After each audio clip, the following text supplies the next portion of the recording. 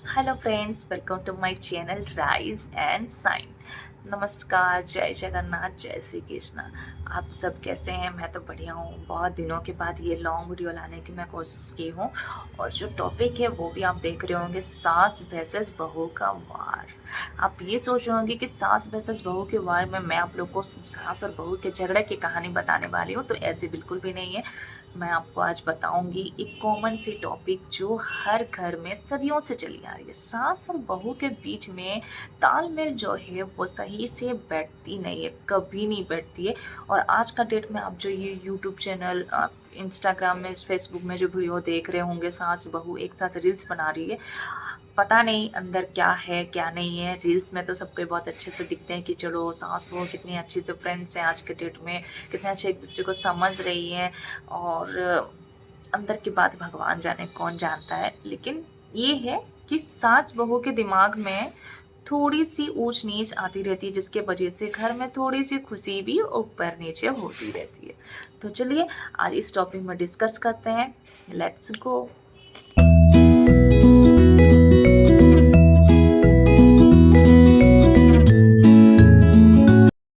So friends, ये जो रिश्ते होते हैं ना, इसकी डोर जो होती है वो कमजोर नहीं होती है। बस एक गलतफहमी के वजह से सारा रिश्ता बिगड़ जाता है।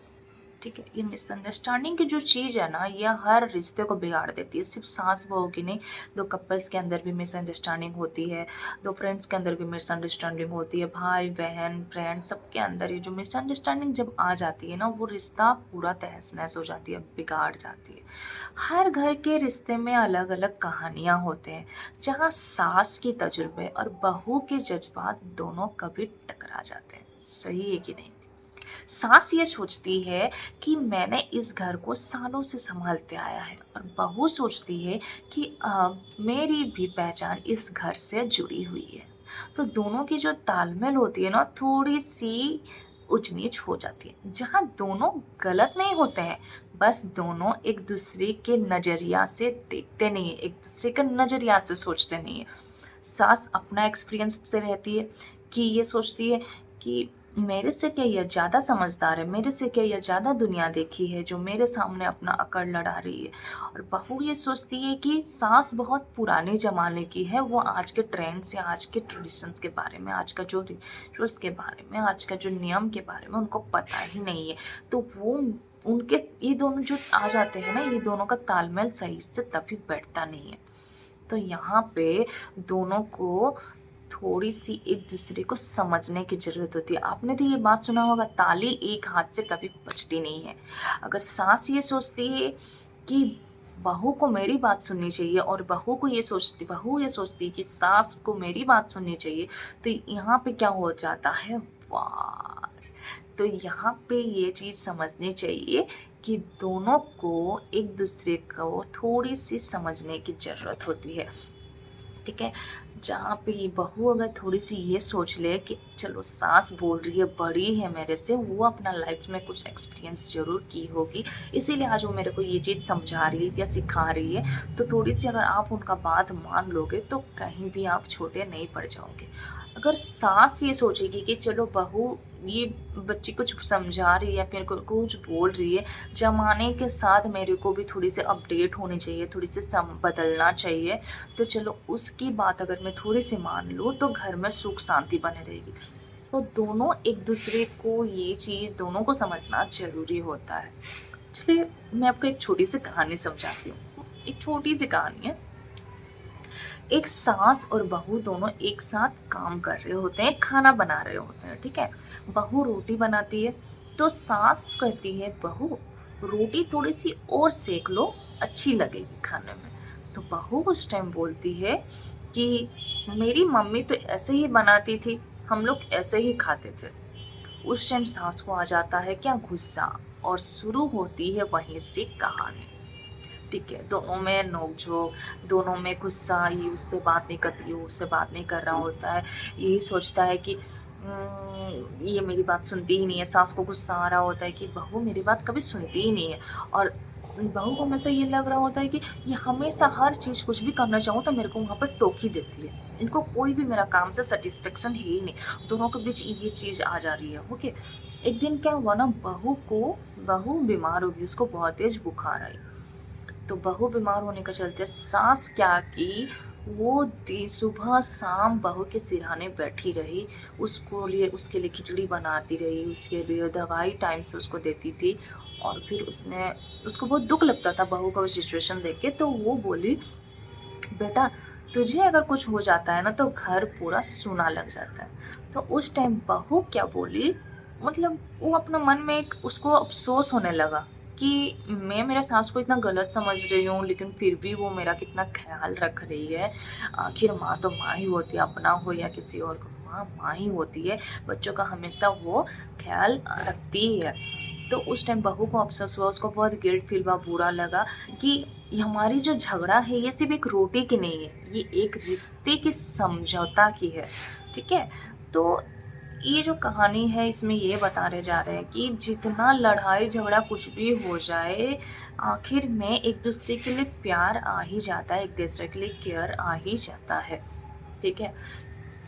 जैसे सास को ये समझना चाहिए कि एक बहू जो कि अपना माँ बाप का घर छोड़ के आई है, वो अपना वो सारी यादें छोड़ के आई है, अपना बचपन को पीछे छोड़ के आई है एक नई घर पे, जहाँ पे वो एक नया चेहरा देख रही है, नए रिश्तों से जुड़ रही है, उसको हर एक चीज़ नए लग रहे हैं, तो उसको उस जगह पे एडजस्ट करने के लिए वक्त तो लगेगा ही, ठीक है? जैसे आप सोचिए, जिस इंसान को अपना घर मानने में बचपन से लेके उसको 20 से 30 साल लग जा रहा है अपने ज़िंदगी में कि ये मेरा घर है। कहीं भी जाओ तो बात करो तो अरे मेरा घर में ना आज ऐसा हुआ, मेरा घर में आज वैसा हुआ। उसको वो चीज़ अपना मानने में इतना टाइम लग जा रहा है, तो वो जब इंसान अपना ससुराल जाएगी, उसको आप बोलोगे एक ही दिन में तुम अपना ये घर अपना मान लो, तो ये तो पॉसिबल है ही नहीं ना। सही बात है कि नहीं? आप भी सोच के देखिए कि आप कहीं भी जा रहे हो, उसको अगर आप वही चीज़ लड़का को बोलोगे कि तुम्हारा ससुराल को तुम अपना मानो, अपना घर मानो, तो वो उसको आप देखिएगा वो कभी नहीं मान पाता है। ज़िंदगी उसका बीत जाएगा, उसका ख़त्म हो जाएगा, लेकिन वो अपना ससुराल को कभी भी अपना घर मान ही नहीं पाएगा। लेकिन एक लड़की को बोला जाता है कि तुमको अपना ससुराल को अपना मानना है।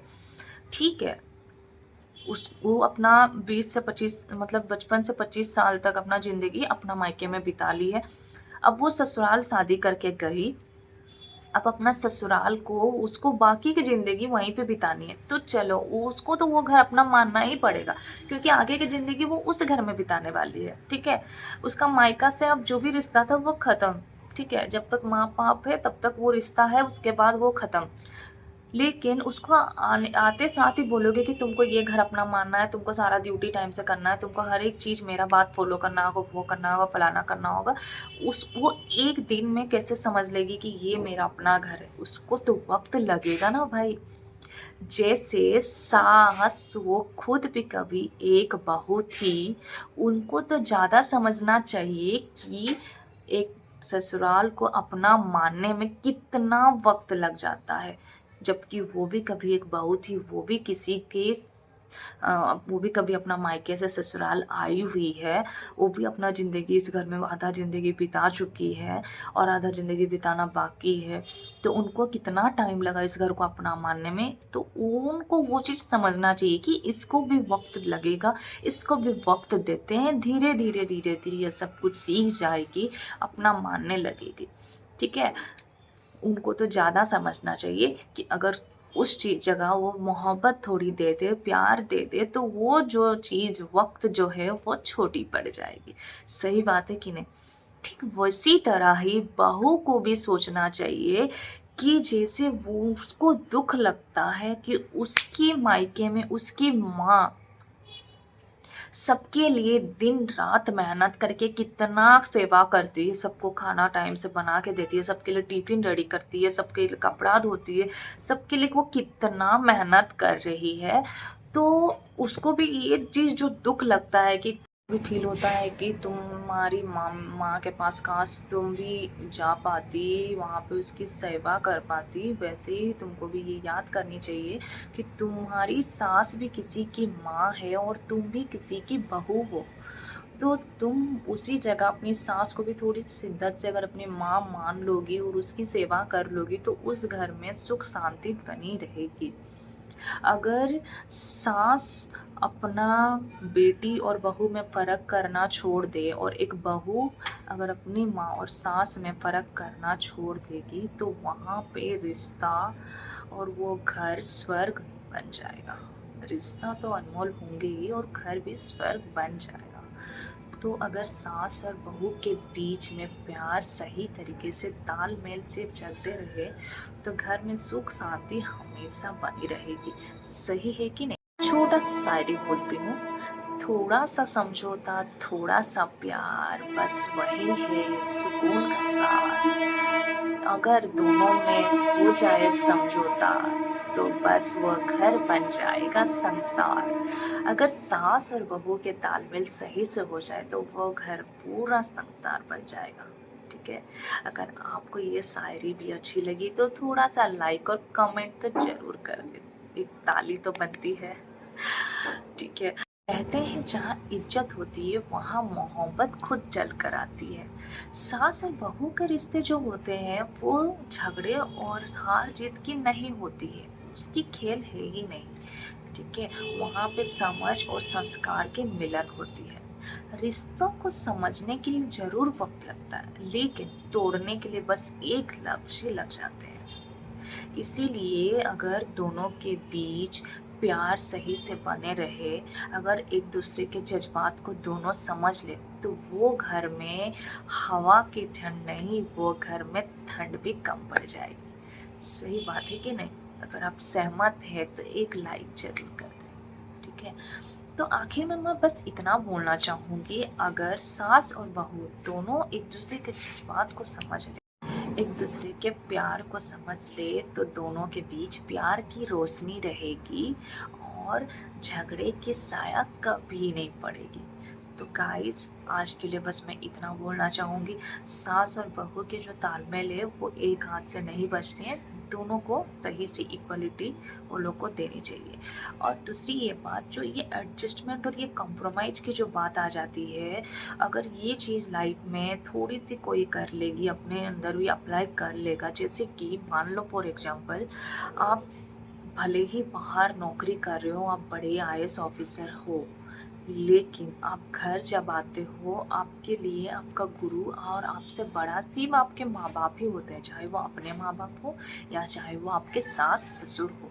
ठीक है, तो आप घर में अपना ईगो को साइड में रखिए। अगर कोई आपको कुछ चीज़ एडजस्ट या कंप्रोमाइज करना पड़ रहा है, हाँ 100% ना करें, लेकिन जहाँ आपको लगे कि यहाँ मैं अगर थोड़ा सा एडजस्ट कर लूँगी या अपना कंप्रोमाइज कर लेती हूँ, अगर यहाँ पे ये चीज़ हो गई तो रिश्ता वहाँ पे बहुत ही स्मूथली हैंडल हो जाएंगे, वो घर में सुख शांति बनी रहेगी।